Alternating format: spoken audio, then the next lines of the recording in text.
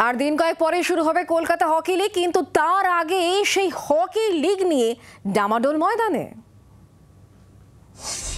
Hockey Bengal নিয়ে বিতর্ক ক্রমেই বাড়ছে। নেপথ্যে কলকাতা হকি লিগ। গতবারের প্রথম 6টি দলকে নিয়ে শুরু হচ্ছে এবারের প্রিমিয়ার লিগ, কিন্তু সেখানে বড় দলগুলো এবং কয়েকটি ক্লাব ছাড়া কলকাতার বাকি দলগুলো খেলতে পারছে না। তারা খেলবে এ ডিভিশনে। এরই পাশে ভিন রাজ্যের নভেল টাটা একাডেমিকে প্রিমিয়ার কলকাতা লিগে খেলানোর সিদ্ধান্তে তীব্র প্রতিবাদ উঠেছে কলকাতা হকি মহলে।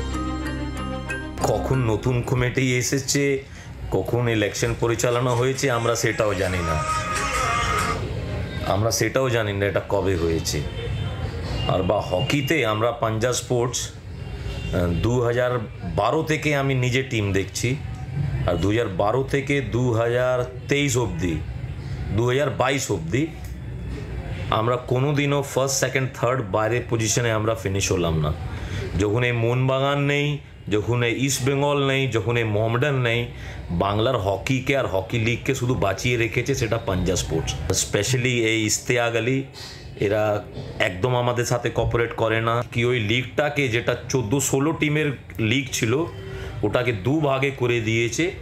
যেই টিমগুলো টপ 6-এ ফিনিশ হয়েছে ওদেরকে করে দিয়েছে প্রিমিয়ার ক্লাব, আর আমাদেরকে ওভারনাইট বলে দিল কি আপনারা এ গ্রুপের টিম হয়ে গেছেন। কোথায় এক্সিকিউটিভ কমিটিতে এটা ফাইনাল হলো সেটারও কোনো প্রমাণ নেই।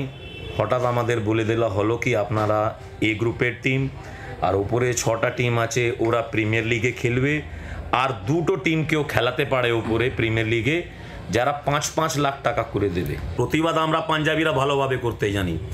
এটা প্রতিবাদ শুধু এই জন্যই হচ্ছে না, just because of mister Sujit Bose.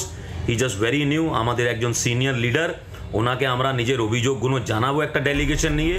Gurmeet Singh এর নিশানায় হকি বেঙ্গলের সচিব ইশতিয়াক আলী। যদিও শেষ পর্যন্ত তিনি আস্থা রাখতে চান হকি বেঙ্গলের প্রেসিডেন্ট সুজিত বসুর ওপর। শেষ পর্যন্ত হকি মাঠের লড়াই কোথায় গিয়ে শেষ হয় তা দেখার অপেক্ষায় ময়দান।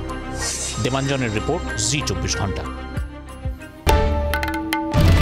বাংলার আওয়াজ, বাঙালির আবেগ, জি 24 ঘন্টা।